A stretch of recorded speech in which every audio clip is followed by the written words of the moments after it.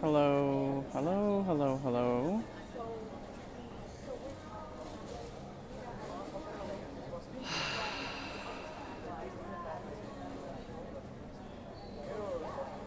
It's interesting. I'm having a deja vu of when I broadcast last time from an airport, which was for Cruel World.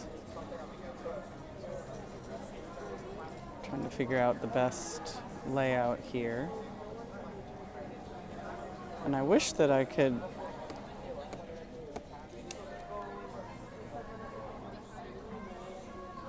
manage my shit a little bit better. I think I'm gonna have to sit down, which sucks. So, this is Arusha from Push, a Cure fan documentary. And if anybody can tell me, is it super loud? Like, can you hear all the chitty chatty talking that's going on? Or is it just me and my brain injury?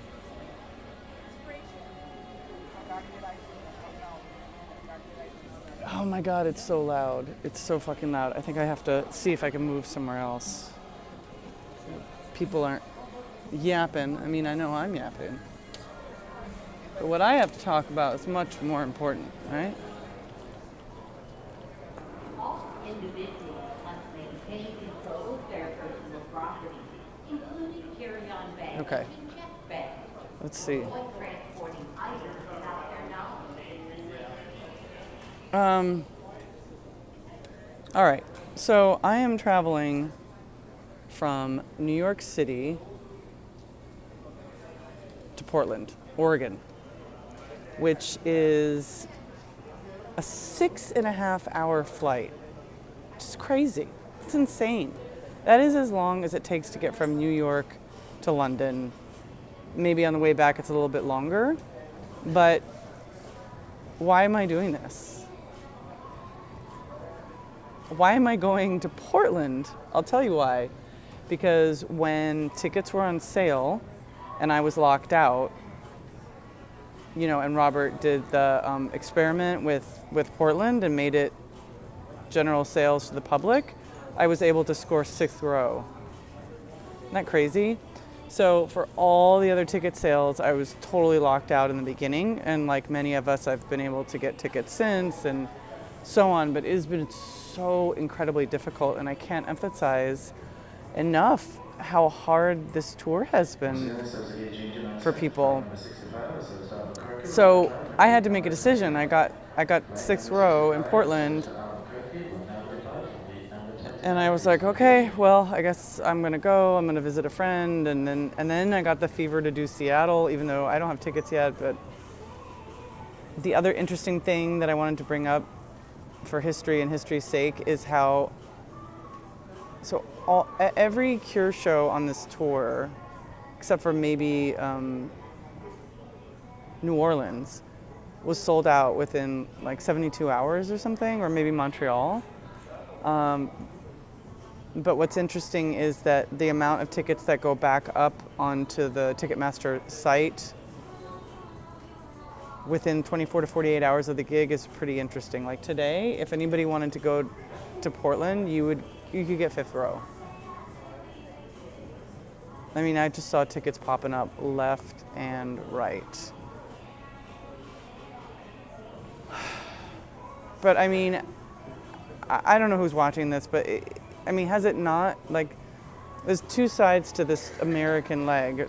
There's, of course, the shows, which have been amazing, and people have been meeting and reconnecting, and even ooh, that's so loud. One second. So there's this guy, what's his name? He's from he's a friend of the Twilight Sad, and he's been blogging. Is there anybody listening who follows the Twilight Sad? What's his name? He used to do the merch for the Twilight Sad in 2016, and I thought he was their manager, but I was wrong. God, what is his name? Help me out.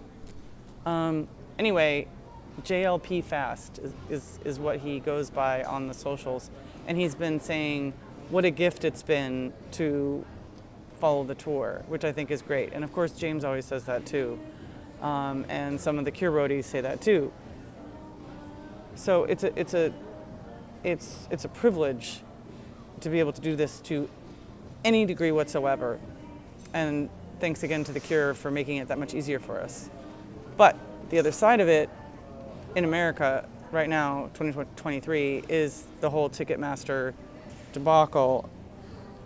And the fact that I think the other thing that we're seeing is that because of the way that Ticketmaster did their verified fan sale, which basically meant a lot of people who buy a lot of concert tickets were blocked. Like I was blocked out. I mean, I can't prove this, but there's a lot of theory, and the Swifties have talked about it, that like they sort of tracked people who might buy multiple tickets, and they knocked you out of the Ticketmaster verified fan sale because they thought you were a scalper. But the irony is that Ticketmaster, gatewayed a whole bunch of brokers into the system. So why am I bringing this up again? I think I'm bringing it up because we're seeing that there's a lot of people in the audience who are like just seeing the Cure as like a bucket list. Hey Andy, how are you? So they're seeing the Cure as like a bucket list, which is fine. Like everybody's entitled to go to whatever concert they want to, but it's an interesting cultural phenomenon what we're experiencing. I think we're experiencing more people who are chatty and loud during the gig, more people who are not mesmerized by every single song. There's people, like even some crew people have told me that they've noticed the difference between Europe and America. And most of these guys have been here before. It's not like, this is like landing on the moon or something. But yeah, Andy, I'm not talking about anything super exciting, but just deep thoughts, like cultural thoughts. And it's interesting. I mean, there's nothing really to do about it either, unless if the Cure tours again in America especially, I would love to see them do sort of some kind of fan club thing like some other bands have done, and you might pay like $25 a year to be a part of the fan club, or $50, or maybe you got to buy some merch or something, and then your name is in a catalog, and then they say, all right, these 1,000 seats, these 300 seats are going to be reserved to Cure club fans only. And then if they don't sell out, then they can go to other people. But, I'm not telling the Cure what to do or whatever. I'm just giving my opinion. Because I've had friends who have gone to the shows and said that people have been so loud and completely lost when it's not Friday I'm in Love. Which again, this isn't about how many times you've seen the Cure. I've met plenty of people completely excited to see the Cure for the first time. Very young people who are like, who's this old lady talking to me? So it's not about that, but it's just the combination of 2023, post-COVID world, the stress that everybody in the world is under, it seems like.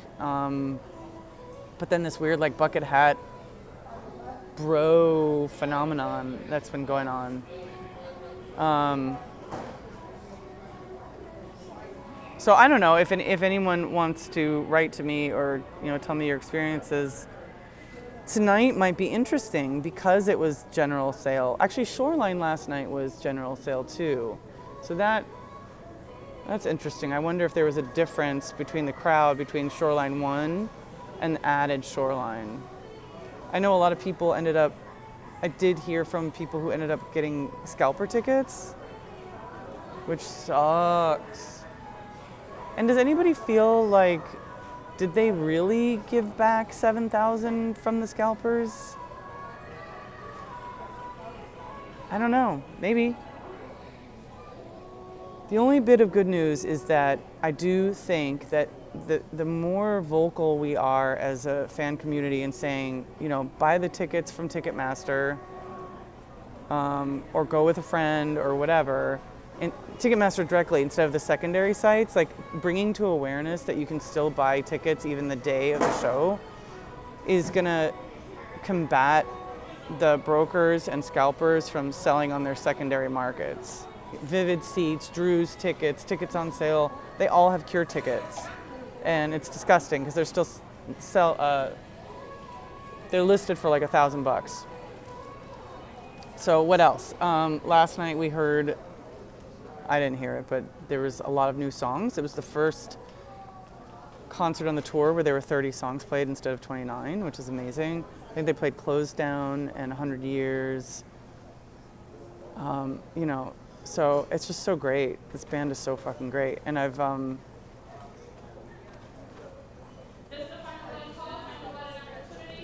just seen so many people sharing their experiences and having such a wonderful time. So, yeah, a big shout out to everybody who can make it and to those who can't but are following along in all the places, like on my feed or Andy's feed or The Cure Forever or somebody I don't even know. It doesn't matter. It's just about a big group of people from around the world who love music and love getting together. And maybe shows of a lost job, anyone?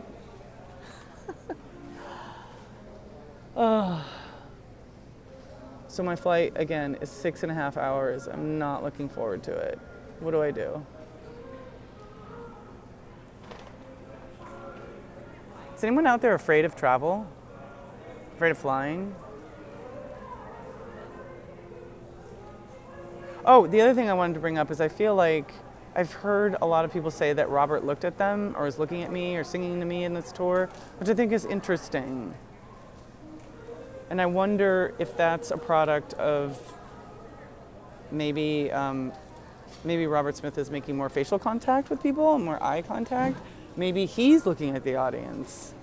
I know that Simon always looks at audience people, not always, but you know, I know that some members of the band do see the audience, do note who's there, and maybe just to like focus on something steady, you know what I mean? I don't know. Maybe that's boring too, but I do think it is interesting. A lot of people have had this experience that they feel that Robert was singing right to them, which maybe he was, I don't know. It hasn't happened to me, but I do think it's an interesting phenomenon too. Like, what if he is, I don't know, wanting to, I don't know. I can't speak for him, and I'm cutting myself off because I think I mentioned this before that I don't know, the troll situation and the harassment's been really bad lately, and I don't know why. You don't have to watch what I do.